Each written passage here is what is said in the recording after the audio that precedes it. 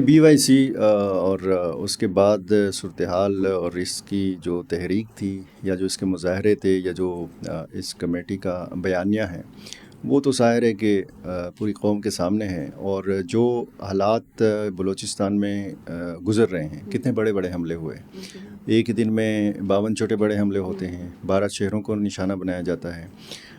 پھر army public school کی بس کو نشانہ بنایا جاتا ہے، ایف سی کے ہیڈ کوارٹر پہ حملہ ہوتا ہے. اور پھر ہم دیکھتے ہیں کہ ٹرین ہائی جیکنگ کا واقعہ ہوتا ہے، شٹل ٹرین کا ریسنٹلی جو ایک بڑا سنگین واقعہ ہوا کوئٹہ میں. جتنے بڑے واقعات ہیں اس میں بی وائی سی کا کوئی مذمتی بیان سامنے نہیں آتا. حالانکہ اگر بلوچستان میں حملوں میں چلیں آپ کا فورسز کے ساتھ یا ریاست کے ساتھ آپ کی دشمنی ہے تو وہ، لیکن ایسے حملوں میں جن میں عام شہری، عام بلوچ لوگ جو ہیں یہ بھی جان سے جاتے ہیں، شہید ہو جاتے ہیں، تو اس حوالے سے بھی اس کمیٹی کی خاموشی. اب یہ ساری چیزیں دیکھنے کی چیزیں، اب یہ جو سزا عمر قید کی ہوئی ہے مارنگ کو، تو یہ ظاہر ہے کہ ان کو اپیل کا حق بھی دیا گیا ہے اور یہ ان کا رائٹ بھی ہے قانونی حوالے سے. آپ دیکھیں کیونکہ معاملہ عدالت میں تھا اور جو صفائی کا موقع دیا گیا تو انہوں نے بائیکاٹ کیا ان کی طرف سے. پھر حکومت نے خود اس کیس کو آگے بڑھایا، 2 سال تک اس کی سماعت ہوئی. تو اس کے بعد اب اطلاعات یہ آ رہی ہیں کہ کچھ شہروں میں ہڑتال ہوئی ہے، کچھ شہروں میں جزوی ہڑتال ہوئی ہے. ایسی بھی خبریں ہیں کہ اکثر شہروں میں یہ ہڑتال ناکام ہو گئی ہے. معمول کی زندگی ہے، ٹریفک رواں دواں ہے. اور یہ جو بیانیہ ہے اصل میں یہ حقیقت ہے کہ ماضی میں بلوچستان کو محروم رکھا گیا ہے، اس میں کوئی شک نہیں. آج بھی جب میں بلوچستان کے مختلف حصے دیکھ کے آیا ہوں، آج بھی ایسے مقامات میں نے دیکھے ہیں کہ وہاں پہ لوگوں کا جو احساس محرومی ہے وہ بجا ہے. جھونپڑی میں لوگ رہتے ہیں، بجلی کے بغیر رہتے ہیں، اور سولر جو ٹیکنالوجی ہے وہ بھی لگانے کی استطاعت نہیں رکھتے. پانی سے محروم، بجلی سے محروم، جو بنیادی ضروریات سے آپ علاقے محروم دیکھتے ہیں. اور پھر ظاہر ہے کہ بکھری ہوئی آبادی ہے، یعنی آپ کو 10-15 گھر ایک مقام پر نظر آتے ہیں، پھر چند کلومیٹر کے فاصلے پر 2-3 مکان اور نظر آتے ہیں، پھر 4-5 کلومیٹر کے فاصلے پر 5-6 مکان اور نظر آتے ہیں. تو یہ انفراسٹرکچر کا اس طرح ان بکھری ہوئی آبادیوں تک پہنچانا بہت مشکل بھی ہو جاتا ہے. لیکن اس کے مقابلے میں اگر آپ وہاں پہ ترقیاتی کام دیکھیں تو ظاہر ہے کہ پھر وہ جو ایک احساس محرومی کا کارڈ ہے وہ اب استعمال نہیں کیا جا سکتا، کیونکہ وہاں پہ ایک زمانہ وہ تھا. جو علاقے میں دیکھ کے آیا ہوں، مکران ڈویژن، یہ ساؤتھ بلوچستان کے علاقے ہیں. مجھے یہ بتایا گیا کہ چند سال پہلے تک یہاں پہ لوگ اونٹوں پر سفر کرتے تھے، اس جدید دور میں بھی. اب وہاں پہ کوسٹل ہائی وے، وہاں پہ جدید سڑکوں کا نظام، اور جو فاصلہ 10-12 گھنٹوں میں طے ہوتا تھا وہ اب 3-4 گھنٹوں میں طے ہونے لگا ہے. تو لوگ یہ تبدیلی دیکھ رہے ہیں. اور تبدیلی اگر وہ لوگ اس طریقے سے دیکھیں گے کہ ترقی اگر بلوچستان کرے گا، اگر وہاں پہ تعلیم ہوگی، اگر وہاں پہ نوجوانوں کے پاس روزگار ہوگا اور ان کے پاس ہنر ہوگا، تو ظاہر ہے کہ یہ صورتحال پھر نہیں رہے گی. اور پھر ساؤتھ بلوچستان اور نارتھ بلوچستان اور پھر وسطی جو بلوچستان ہے ان میں کافی فرق ہے. اور یہ فرق ظاہر ہے کہ ایک تو جو ساؤتھ بلوچستان کے لوگ ہیں، خصوصاً گوادر اور تربت اور جو کیچ کے اضلاع ہیں، یہ ان لوگوں کا آنا جانا زیادہ تر عمان کے ساتھ اور پھر کراچی کے ساتھ ہے. وہاں پہ میں نے نوجوانوں سے بات کی، وہاں پہ میں نے خواتین سے بات کی، لڑکیوں سے بات کی، تو وہ جس کرج کے ساتھ، جس حوصلے کے ساتھ، جس کانفیڈنس کے ساتھ بات کرتے ہیں، تو یہ نہیں لگتا کہ یہ بلوچستان کے لوگ ہیں. بلوچستان کا جو ایک عام تاثر ہے ہمارے ذہنوں میں وہ صرف پہاڑ ہیں، صرف دشت و بیابان ہیں، صحرا ہیں، اور وہاں پہ پسماندگی ہے، غربت ہے. لیکن میں نے ساؤتھ بلوچستان میں کچھ چیزیں بہت مختلف دیکھی ہیں. مطلب آپ کا یہ کہنا ہے کہ ساؤتھ بلوچستان میں جو پرسیپشن بنایا گیا اس سے ریئلٹی میں کافی جو ہے وہ فرق نظر آ رہا ہے. دیکھیں، ہم افغانستان پہ بات کر رہے ہوتے ہیں نا، جب ہم افغانستان کے کسی صوبے یا کسی واقعے کے حوالے سے بات کر رہے ہوتے ہیں تو پھر ہم اس کا، جیسے ہم کہتے ہیں کہ جی پکتیکا میں واقعہ ہو گیا، پکتیکا کے شمال مغرب میں یہ علاقے ہیں، اور پکتیکا کا جو سرحد ہے وہ پاکستان کے فلاں ضلع کے ساتھ لگتی ہے، ٹھیک ہے، خیبر پختونخوا کے ساتھ. تو پھر صرف ہم تصوراتی ایک خاکہ بیان کر رہے ہوتے ہیں. ہم نے پکتیکا دیکھا نہیں ہوتا، ہم نے وہ جگہ دیکھی نہیں ہوتی. جب آپ بلوچستان کے حوالے سے کراچی، لاہور، اسلام آباد، پشاور میں بیٹھ کے بات کر رہے ہوتے ہیں تو پھر یہی فرق ہوتا ہے ریالٹی کا اور پرسیپشن کا. تو جب آپ خود جاتے ہیں، اب میں نے جب گوادر کا پورٹ دیکھا، گوادر کا میں نے ساحل دیکھا، صاف ستھرا پانی دیکھا، یہ گہرے پانیوں کا ساحل ہے اور اس کی اہمیت بہت زیادہ ہے، اور مستقبل کے حوالے سے اور سی پیک کے جو منصوبے میں نے دیکھے، وہاں پہ پاک چائنا بزنس سینٹر میں نے دیکھا، وہاں پہ گوادر یونیورسٹی دیکھی، وہاں پہ میں نے گوادر انٹرنیشنل ایئرپورٹ دیکھا، اور وہاں پہ کاروباری جو طبقہ تھا، میڈیا کے لوگ تھے، چھوٹے دکاندار تھے، ان سے میری بات چیت ہوئی، تو بہت کچھ جاننے کا موقع ملا، اور یہ تب آپ کو جاننے کا موقع ملتا ہے جب آپ وہاں پہ خود جاتے ہیں اور لوگوں سے بات کرتے ہیں۔ گوادر، پہلے گوادر کی اہمیت، گوادر دیکھیں پہلے یہ عمان کے پاس تھا، یہ پاکستان آزاد ہوا ہے 1947 میں، یہ پاکستان نے پرچیز کیا عمان سے 1958 میں خریدا باقاعدہ، یہ پہلے عمان کا حصہ تھا، پھر اس کے بعد اس میں ترقی ہوتی گئی، اب اس کو مستقبل کا منی دبئی قرار دیا جاتا ہے، اور جب میں دبئی کا نام لیتا ہوں تو پھر اس کے خلاف سازشیں بھی سمجھ میں آ جاتی ہیں، یعنی اگر کسی مستقبل کی بندرگاہ کے حوالے سے، اس کی اہمیت کے حوالے سے یہ کہا جا رہا ہے کہ جی یہ گیم چینجر ہے، یہاں پہ ایک بہت بڑا پورٹ بن سکتا ہے، تو پھر وہ پورٹس جو آلریڈی قائم ہیں، جو آلریڈی موجود ہیں، اس طرف آپ نئے ہرمز کے اس طرف جو ہیں، ان کی اہمیت اگر گھٹ جائے گی تو پھر آپ اندازہ لگا سکتے ہیں کہ اس کے خلاف کس قسم کی سازشیں ہو رہی ہیں اور کس قسم کی فنڈنگ ہوتی ہیں پراکسیز کی۔ اب ریسنٹلی جو کوسٹ گارڈز کے اوپر حملہ ہوا جس میں 3 اہلکار شہید ہو گئے، یہ کہا جانے لگا، ایک واقعہ ہوا اس میں 3 کوسٹل جو کوسٹ گارڈز تھے وہ شہید ہو جاتے ہیں، اس کی باقاعدہ ویڈیو آ جاتی ہے، اور ذمہ داری کالعدم BLA نے قبول کی تھی، اور ان کا یہ دعویٰ تھا کہ جی ہم نے میرین فورس بنا لی ہے۔ اب ظاہر ہے کہ اس دعوے میں تو حقیقت نہیں ہے، ایک واقعہ انہوں نے کیا، ایک بوٹ میں سوار 3 کوسٹ گارڈز کو انہوں نے شہید کیا، لیکن اس بنیاد پہ یہ نہیں قرار دیا جا سکتا کہ جی ہماری یہ جو سمندری حدود ہیں یہ غیر محفوظ ہو گئی ہیں، ان کا دعویٰ بھی اس حوالے سے بے بنیاد ہے، کیونکہ اگر میرین فورس انہوں نے بنائی ہے تو اس کی پریزنس باقاعدہ دکھائی جانی چاہیے تھی، وہ باقاعدہ گشت کرتے، وہ بتاتے کہ جی پورا گوادر اور گوادر کی جو سمندری حدود ہیں یہ ہمارے کنٹرول میں ہے، ایسا نہیں ہے۔ ہوتے ہیں واقعات جیسے بلوچستان بھر میں چھوٹے موٹے واقعات، دیکھیں ایک دن میں جو میں نے حملوں کا ذکر کیا 31 جنوری کو، جو جس کو ہیروف 2 کا نام دیا گیا تھا، اس میں آج مجھے آپ بتائیں کہ کون سا علاقہ، کون سا ضلع، کون سی تحصیل یا کون سی یونین کونسل BLA کے قبضے میں آ گئی ہے؟ حملہ کرنا، بھاگ جانا، حملہ کر کے ویڈیوز بنانا چند سیکنڈز کی، چند منٹ کی، اور اس کے بعد بھاگ جانا اور ان ویڈیوز کو سوشل میڈیا کے ذریعے استعمال کرنا۔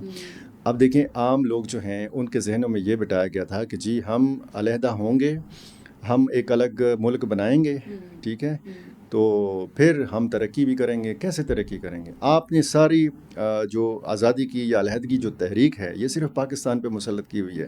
بلوچستان کو اگر آپ نے آزاد کرنا ہے تو پھر تو سستان بلوچستان بھی ہے جو ایران کا حصہ ہے، وہاں پہ ایسی کوئی صورتحال نہیں ہے، صرف پاکستان کے خلاف سازشیں ہو رہی ہیں، اور اس میں یہ جو لوگوں کے ذہنوں میں یہ بٹایا گیا کہ جی ہم ترقی کریں گے، تو جب لوگوں نے دیکھا کہ یہ تو جناب تھانوں کو بھی نظر آتش کیا جا رہا ہے، اس کے بعد بینکوں کو بھی لوٹا جا رہا ہے ڈاکوؤں کی طرح، اس کے بعد جناب عام لوگوں کی جو گاڑیاں ہیں، جو ٹرکس ہیں، ان کے جو کنٹینرز ہیں وہ بھی نظر آتش کیے جا رہے ہیں، سڑکوں کو بھی بند کیا جا رہا ہے، تو لوگوں کا ذہن اب کافی تبدیل ہو چکا ہے اس حوالے سے، اور وہ جو بیانیہ تھا جو بڑا تیزی کے ساتھ ایک زمانے میں بک رہا تھا وہ بکنا بند ہو چکا ہے، کیونکہ یہ لوگ ایکسپوز ہو چکے ہیں۔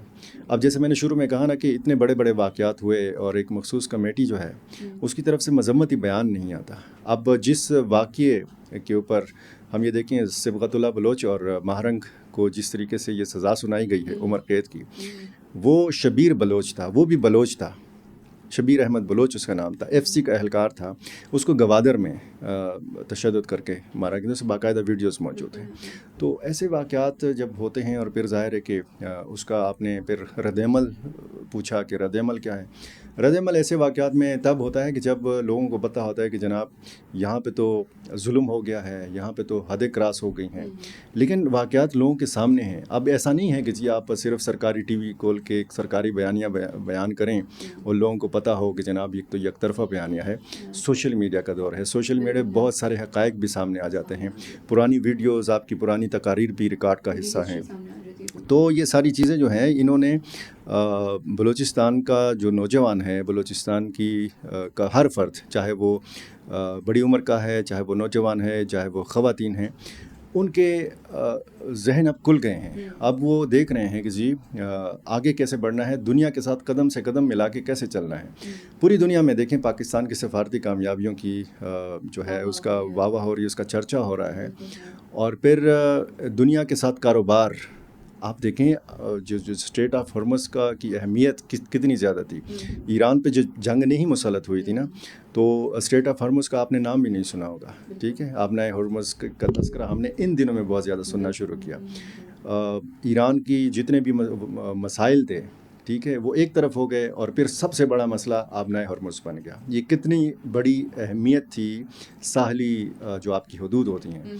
تو یہی اہمیت گوادر کی بھی ہے, اور اسی قسم کی اہمیت آپ دیکھیں کہ جیسے بندر عباس اور چابہار کے حوالے سے بات ہوتی رہے گی. جناب انڈیا چاہتا ہے کہ یہاں تک, اب پاکستان نے اپنی کامیاب سفارتکاری کے ذریعے انڈیا کو بھی تنہائی کا شکار کر دیا ہے. ایران اور پاکستان کے تعلقات کتنے بہترین سطح کے اوپر ہیں, اور مستقبل ہمارا اس خطے کا بڑا روشن ہے. اور خصوصاً جب ہم ساؤتھ بلوچستان اور یہ جو کوسٹل جتنے بھی ایریاز ہیں, جتنے بھی کراچی سے لے کر گوادر تک آپ دیکھیں, اس میں پسنی ہے, اس میں ارماڑی ہے, اس میں بہت سارے مقامات ایسے ہیں کہ جن کو مستقبل میں بہت شاندار طریقے سے ہم دیکھ سکتے ہیں. اور مستقبل بلوچستان کا پاکستان کے ساتھ ہے, پاکستان کا بلوچستان کے, یہ ایک دوسرے سے جدا کوئی چیز نہیں ہے کہ میں الگ الگ سے اس کا ذکر کر رہا ہوں. تو میرا خیال ہے کہ جنہوں نے بھی نہیں دیکھا اور صرف ذہن میں ایک پرسیپشن بنا کے بیٹھا ہوا, اس کو ضرور بلوچستان کا وزٹ کرنا چاہیے. یہ چیز ہم بار بار کوشش کرتے ہیں کہ افغان طالبان کو سمجھ میں آئے. اب دیکھیں ایران پر سے جب پابندیاں اٹھ جائیں گی, میں جب گوادر میں یہ چیز ڈسکس کر رہا تھا یا تربت میں ڈسکس کر رہا تھا, تو وہاں پہ مجھے دو قسم کے موقف سننے کو ملے. ایک یہ کہ وہاں پہ یہ جو ایرانی تیل کا جو کام ہے, یعنی وہاں سے آتا ہے, غیر قانونی طریقے سے بھی آتا ہے, اس کی اسمگلنگ بھی ہوتی ہے. کچھ ساحلی 5 اضلاع ایسے ہیں کہ جن کو باقاعدہ لیگلائز کیا گیا ہے. باقاعدہ وہاں کے چونکہ لوگوں کو روزگار ان کے پاس نہیں ہے, حکومتوں نے ماضی میں توجہ نہیں دی, تو یہ ان کے پاس ایک لیگل ٹوکن کے ذریعے, پرمٹ کے ذریعے ان کو کہا گیا ہے کہ جی آپ اتنی مقدار میں وہاں سے تیل لا سکتے ہیں اور استعمال کر سکتے ہیں ان 5 اضلاع میں. اچھا, ان 5 اضلاع سے باہر جب یہ جائے گا نا, تو یہ غیر قانونی قرار پائے گا. اب یہی چیز, یعنی سستا تیل ان کو ایران سے مل رہا ہے, بجلی بھی ان کو ایران سے مل رہی ہے. یہ اب وہاں پہ دوسرا موقف ایک تو یہ تھا کہ جی ہمارا جب ایران کی پر سے پابندی ہٹ جائے گی تو گیس پائپ لائن کا منصوبہ آگے بڑھے گا, ایران ہمیں سستا تیل دے گا. اور دوسرا ایک موقف یہ تھا, خدشہ تھا بلکہ ان لوگوں کا کہ جن کو پرمٹ دیا گیا ہے, جو ایران سے بڑا ایک مخصوص زامیات جس کو کہتے ہیں, زامیات گاڑیوں کے ذریعے وہ وہاں سے تیل لاتے ہیں. تو ان کو خدشہ یہ تھا کہ جب ایران پر سے پابندیاں اٹھ جائیں گی, ان کے پاس مارکیٹیں اوپن ہو جائیں گی, وہ دنیا کے ساتھ کاروبار کر سکیں گے, تو پھر ان کو کیا ضرورت ہے کہ پھر وہ وہاں پہ سستا یہاں پہ تیل بیچیں یا بلیک مارکیٹ میں فروخت کریں. تو پھر یہ لوگ تھوڑا سا خدشات کا شکار تھے کہ ہمارا یہ جو کام ہے یہ زیادہ متاثر ہوگا. دوسرا جو افغان طالبان کو سمجھانے کی اب یہ ضرورت ہے کہ دیکھیں ایران کے پاس بندرگاہ ہے, پاکستان کے پاس ہے, اور افغانستان ایک لینڈ لاک کنٹری ہے, ٹھیک ہے, اس کے پاس کوئی سمندر نہیں ہے, اور کم سے کم فاصلے والا جو راستہ ہے وہ پورٹ قاسم ہے, ٹھیک ہے, کراچی کے ساتھ ان کا کاروبار. اور پھر ظاہر ہے کہ اسی طرح گوادر کو بھی استعمال کیا جا سکتا ہے, اسی طرح ایران کا جو بندرگاہ ہے وہ بھی استعمال کیا جا سکتا ہے. لیکن اپنے رویے میں چینج لانا ہوگا, پہلے اپنے پڑوسیوں کو مطمئن کرنا ہوگا, اس کے بعد ہی یہ جو بدلتی ہوئی صورتحال ہے اس سے افغانستان بھی استفادہ کر سکتا ہے. دیکھیں سی پیک 2 میں جب افغانستان کا ذکر ہوتا ہے تو وہ صرف افغانوں کو خوش کرنے کے لیے نہیں ہوتا. اب ظاہر ہے کہ جب چائنا یہ چاہتا ہے کہ سی پیک 2 میں افغانستان بھی شامل ہو, اور پاکستان بھی یہ چاہتا ہے, کیونکہ پاکستان کی نہ افغانوں کے ساتھ کوئی دشمنی ہے, نہ افغان طالبان کے ساتھ کوئی دشمنی ہے. پاکستان کہتا ہے کہ جی ہمارا صرف ایک جو ہمارا کنسرن ہے وہ آپ دور کر لیں, آپ کی سرزمین ہمارے خلاف استعمال نہ ہو, آپ کی سرزمین ہمارے خلاف سازشوں کا گڑھ نہ ہو. تو پھر تو ظاہر ہے کہ پڑوسی ایک دوسرے کے ساتھ مدد کر سکتے ہیں, اور مدد کرنی چاہیے ایک دوسرے کی. تجارت بڑھے گی, سرحدیں کھل جائیں گی, آمد و رفت بڑھے گی، بالکل جب دہشت گردی کے واقعات نہیں ہوں گے، جب غیر قانونی دھندا نہیں ہوگا، جب منشیات کی اسمگلنگ نہیں ہوگی، جب انسانی اسمگلنگ نہیں ہوگی. یہ جو ساحلی علاقے ہیں یہاں پہ انسانی اسمگلنگ بھی بہت زیادہ ہوتی ہے. ایران کے راستے بہت سارے پاکستانی جانے کی کوشش کرتے ہیں، راستے میں مارے جاتے ہیں یا سمندر میں ڈوب جاتے ہیں. تو ایسے واقعات اگر نہیں ہوں گے تو ظاہر ہے کہ ایک خوشحالی کا دروازہ کھل سکتا ہے مستقبل میں. بالکل. سر میں نے آپ سے خیبر پختونخوا کی صورتحال کے بارے میں پوچھا سوال. جی، خیبر پختونخوا میں دیکھیں کہ مسلسل واقعات ہو رہے ہیں. اب بنو میں کچھ اغوا کی وارداتیں ہوئی ہیں. اس دن شمالی وزیرستان دوسلی میں ایک افسوسناک واقعہ ہوا جس میں سیکیورٹی اہلکار اس میں شہید ہو گئے تھے. دیر میں ایک آپریشن ہوا ہے، CTD اور پولیس اور QRF کا مل کر ایک آپریشن ہوا. اس میں 6 ملیٹنٹس جو ہیں یہ مارے گئے ہیں، یہ اطلاع. یہ تو یہ دیکھیں ہم ہمیشہ بات کر رہے ہوتے ہیں جنوبی ریجن کہ جی لکی مروت میں یہ ہوا، وزیرستان میں، بنو میں، اور پھر باجوڑ میں کچھ واقعات ہو جاتے ہیں، خیبر میں ہو جاتے ہیں. سوات میں اور دیر میں ایک بار پھر اس طرح کے واقعات کا ہونا یا وہاں پہ ملیٹنٹس کی موجودگی یا کاٹلنگ مردان کے کچھ واقعات، تو پھر یہ بتاتے ہیں کہ جی ان علاقوں میں بھی موجودگی ہے، ان کے سلیپر سیلز موجود ہیں، ان کے ایسے ٹھکانے موجود ہیں، اور جہاں پہ اطلاع آتی ہے تو پھر ایسے واقعات آتے ہیں اور آپریشنز کیے جاتے ہیں. اب 6 ملیٹنٹس کا مارا جانا، ان میں سے 6 کے پاس کلاشنکوف کا برآمد ہونا، ان کے پاس سے اسلحہ کا برآمد ہونا. ظاہر ہے کہ جو انٹیلیجنس بیسڈ کارروائیاں ہیں یہ خیبر پختونخوا میں بھی اور بلوچستان میں بھی مسلسل جاری ہیں، اور یہ مسلسل واقعات ایسے ہو رہے ہیں کہ اور سوال پھر یہ اٹھایا جاتا ہے، اور یہ بالکل بجا سوال ہے کہ جب اتنے آپریشنز ہوتے ہیں، اتنے ملیٹنٹس کو مارا جاتا ہے، تو ملیٹنٹس کی یہ تعداد کم کیوں نہیں ہو رہی ہے؟ اب ظاہر ہے کہ اس میں ایک گیپ ہے.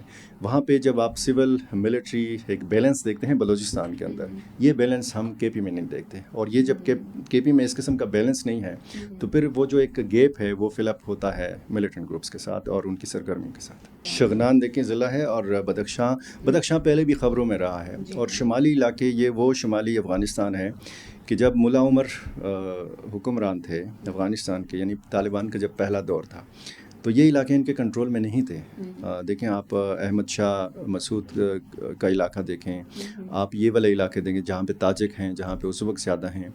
اور یہی ایک اعتراض اٹھتا ہے کہ جناب انکلوسیو حکومت نہیں ہے، یعنی اس حکومت میں تمام صوبوں کی نمائندگی نہیں ہے، ساری صرف طالبان جو ہیں اس وقت برسر اقتدار ہیں. تو اختیارات کی جنگ ہے، اندر خانے ان کی صفوں میں بہت زیادہ انتشار ہے. اور اس کی بنیادی وجوہات ایک تو اختیارات کی تقسیم ہے، اور دوسرا وہاں پہ معدنی وسائل ہیں. جو وہاں کی معدنیات ہیں وہاں پہ ظاہر ہے کہ اگر ایک حکومتی عہدیدار، ایک صوبے کا گورنر یا شیخ ہیبت اللہ اخندزادہ کی وفادار فورس یا ان کی جو انتظامیہ ہے وہ الگ قسم کے مطلب وہاں پہ ان کے طور طریقے ہیں معدنیات کے حوالے سے، اور اختیارات ان کا جس طریقے سے استعمال ہوتے، تو ظاہر ہے کہ مقامی لوگوں کی جو مفادات ہیں یا جن کے ملکیتی کان ہیں یا جن کے پہاڑ ہیں، تو ظاہر ہے کہ ایک ایسی وہاں پہ پوسٹ کی کاشت کے اوپر بھی مسائل پیدا ہو گئے تھے. اور پھر کمانڈر جمعہ خان فاتح کے حوالے سے یہ کہا جاتا ہے کہ انہوں نے کوئی 12,500 کی فورس تیار کی ہوئی ہے. اب اس میں کتنا مبالغہ ہے، کتنی حقیقت ہے، یہ تو ظاہر ہے کہ ہم ادھر بیٹھ کے نہیں بتا سکتے، لیکن خبریں ایسی آنا، ان کا دعویٰ اس طرح کا کرنا کہ جناب میرے پاس 10,000 ایک فورس ہے، 2,500 دوسری فورس ہے، 12,500 لوگ اگر تیار ہیں طالبان کے ساتھ لڑنے کے لیے.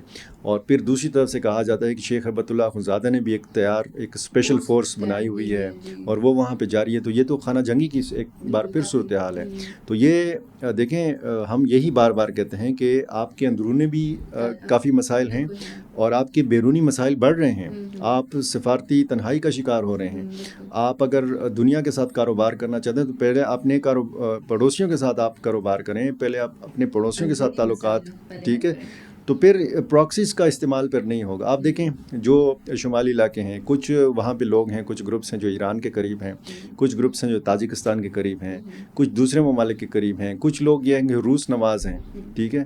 تو یہ اس قسم کی چیزیں پھر مستقبل میں نہیں ہوں گی. اگر آپ کے پاس فہم ہو، فراست ہو، آپ دانش مندی کا اور دور اندیشی کا مظاہرہ کریں تو پھر آپ کے اندرونی مسائل بھی حل ہو سکتے ہیں. اور آپ کی جو ریٹ دن بدن کمزور ہوتی جا رہی ہے افغانستان، خصوصاً شمالی افغانستان کے اندر، تو یہ مسائل بھی آپ کو نہیں فیس کرنا پڑیں گے.